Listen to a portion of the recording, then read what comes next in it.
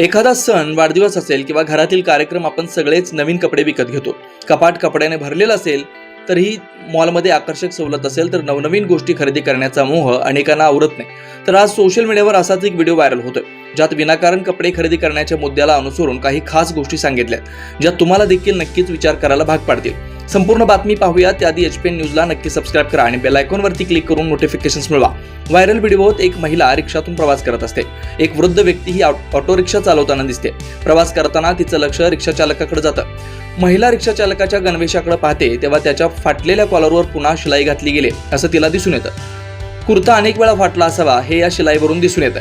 तर ही गोष्ट पाहून महिलेने रिक्षा चालकाची परवानगी घेऊन व्हिडिओ शेअर करत एक हृदयस्पर्शी संदेश लिहिते. तुम्ही पाहिलं असेल की तरुणीने लिहिलंय, सध्याची वेगवान फॅशन स्वस्त दिसत असली तरी त्याचे खूप तोटे आहेत. स्वतःचे कपडे टाकून देण्याऐवजी गरिबांना मदत करण्यासाठी त्यांना दान करा किंवा तुम्ही त्याचा पुन्हा वापर करा.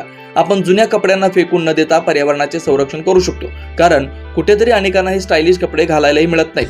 म्हणून फॅशनेबल कपडे पुन्हा घालण्यास लाजू नका, कारण जुने कपडे पुन्हा घालणे वाईट नाही तर स्टायलिश आहे असा संदेश तिने कॅप्शनसह दिला. व्हायरल व्हिडिओ महिलेच्या @miss_जुगाडू या इंस्टाग्राम अकाउंटवरून शेअर करण्यात आला.